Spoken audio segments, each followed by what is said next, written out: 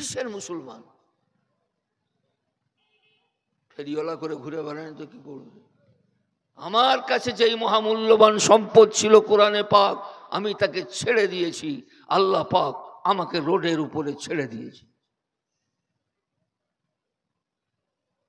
আমি যদি সত্যকারের কোরআনের ধারক বারক হয়ে যায়, আমরা যেরকম ভাবে 1000 বছর ধরে সারা পৃথিবীর উপরে রাজত্ব করেছি, সেটা আমাদের আবার ফিরে আসবে। কোরআনটাকে যদি বুকে জড়িয়ে নিই, কোরআন অনুযায়ী যদি জীবনটা গড়ে তুলি, আল্লাহ পাক যেই সম্পদ সাহাবায়ে কেরামকে দিয়েছিলেন, মাত্র 50 বছরে অর্ধেক পৃথিবীর উপরে রাজত্ব করেছে। কবি ইকবাল বলেছেন, দস্ত দস্ত দরিয়া भी छोड़े ना छोड़े हमने, বাইরে জুলমত में ঘোড়ে দৌড়ায় हमने। স্থলভাগ তো স্থলভাগ, আমরা জলভাগ আটলান্টিক মহাসাগর পাড়ি দিয়ে পৃথিবীর অপর প্রান্ত পৌঁছে গেছি। আমাদের গতিপথ রোধ করার মতো ক্ষমতা কারোর ছিল না। সেদিন আমরা কোরআনের ধারক বাহক ছিলাম। আপনি কি ভাবছেন আপনি যদি কোরআন না পড়েন কোরআন শেষ হয়ে যাবে? কোরআন কোনোদিন শেষ হবে না। আপনি শেষ হয়ে যাবেন যেভাবে আমরা শেষ হয়ে যাচ্ছি। আপনার আমার মতো মুসলমান থেকে আল্লাহ পাকের বাঁচিয়ে কি লাভ?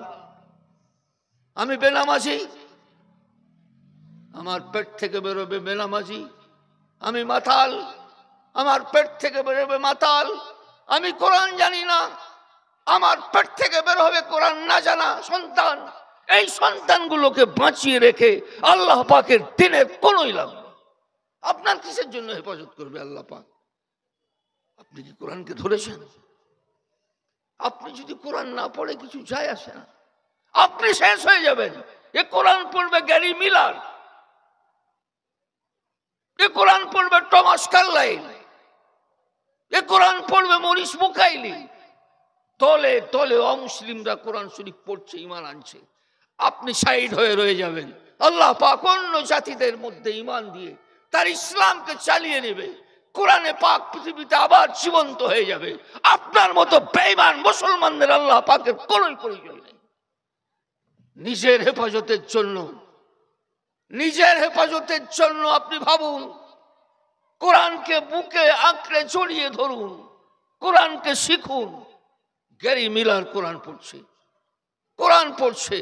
কোরআনের ভুল ধরার জন্য। খ্রিস্টান ধর্মযাজক কোরআন শরীফে ভুল আছে ভাই? কতজন বলছেন ভুল আছে? ঈমান চলে যাবে। কোরআনে ভুল আছে? আমাদের মুসলমান মাতাল হোক, চোর হোক, ডাকাত হোক, অন্তর থেকে আমরা এটা সবাই বিশ্বাস করি যে কোরআনের একটা হরফ ভুল নেই। বিশ্বাস করি কিনা? আর এই বিশ্বাসটার জন্যেই এখনো আল্লাহ পাকের খাতায় আপনাদের নামটা রয়েছে এ মুসলমান। নাহলে আমাদের জীবন চরিত্র, সমাজ আদর্শ, আমাদের রাজনীতি, সমাজনীতি এমন অবস্থায় পৌঁছে গেছে আমাদেরকে মুসলমান বলে বলা যায় না।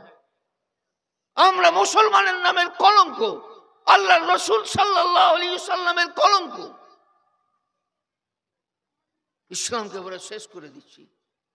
গ্যারি মিলার ভুল ধরবে, বলছি আমি পড়ছি সংক্ষেপে বলছি একটা আয়াতে গিয়ে আমি থেমে গেলাম।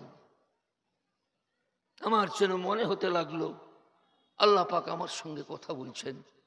আল্লাহ যেন আমার সঙ্গে কথা বলছেন, এই গ্যারি মিলার তুই আমার ভুল ধরবি? তোর এত বড় শক্তি আছে, তুই আমার ভুল ধরবি? এতটা তো পড়ে এলি, কিছু ভুল পেলি? আল্লাহ যেন আমাকে বলছে, আমার মনে হতে লাগলো আমি আল্লাহ পাকের কথা শুনতে পাচ্ছি।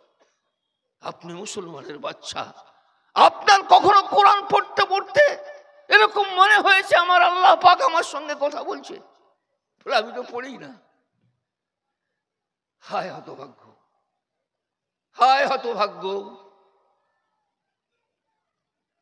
আয়াতটা কি?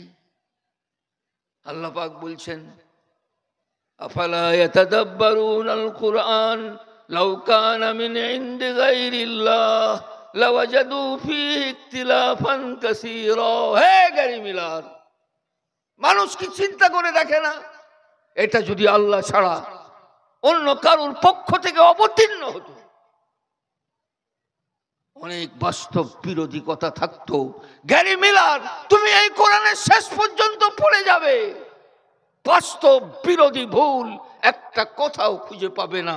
এখনো পাওনি, শেষ পর্যন্ত পাবে না।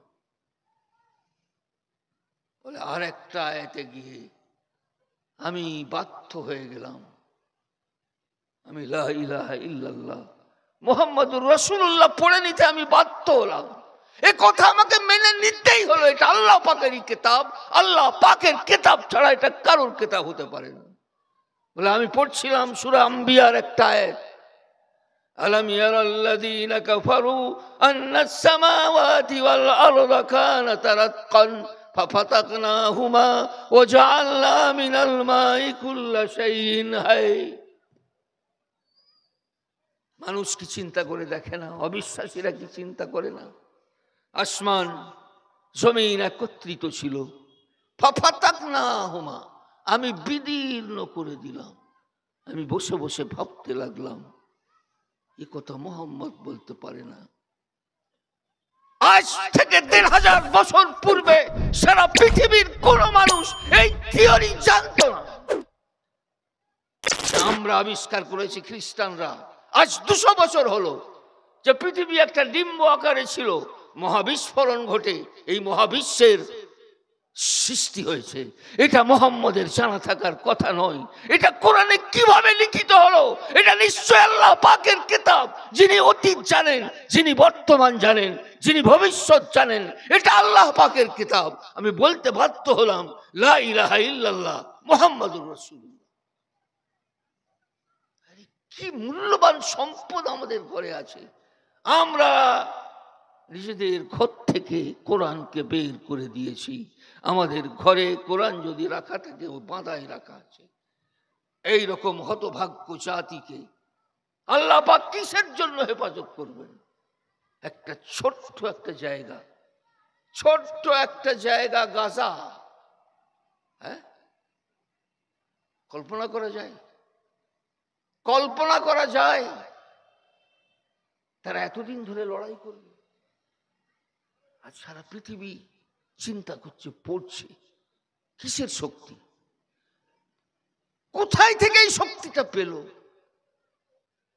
কি আছে এদের মধ্যে? কেউ সাহসই করবে না ইসরায়েলের বিরুদ্ধে।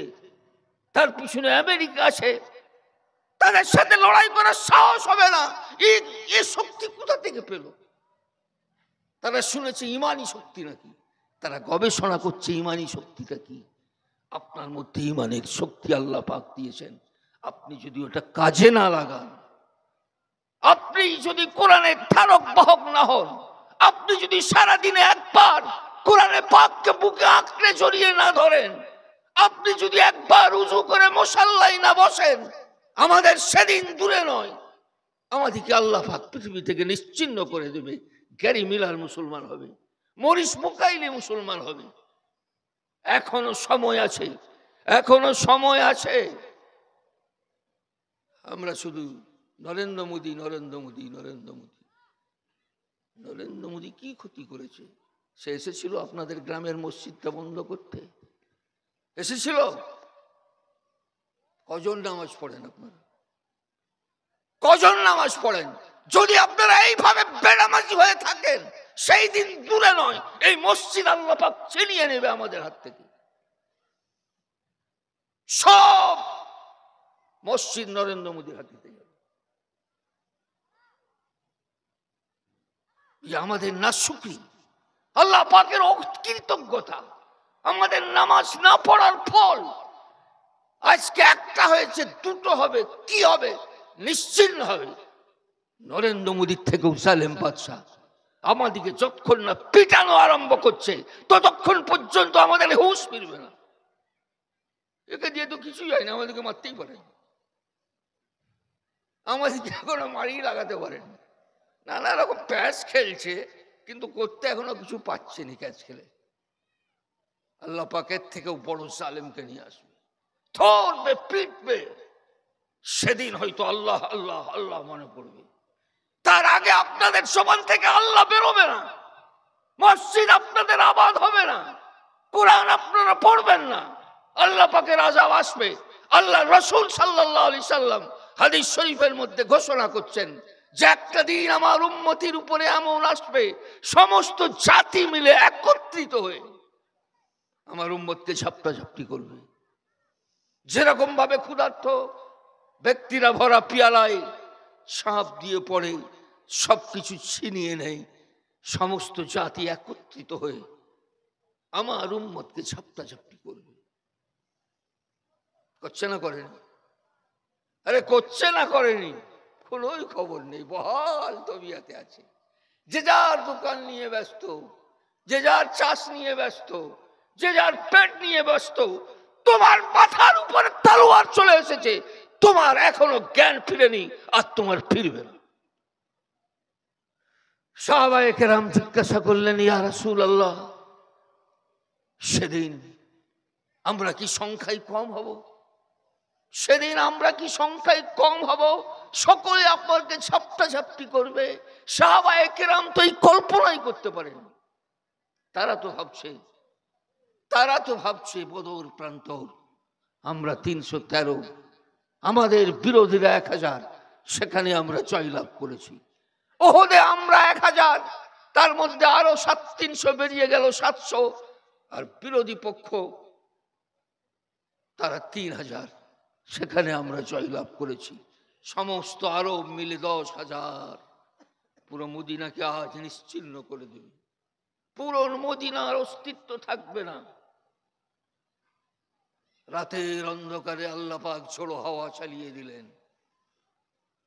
তাদের কেল্লা, তাদের তাবু, তাদের উট সবকিছু ছুটাছুটি আরম্ভ করে দিল।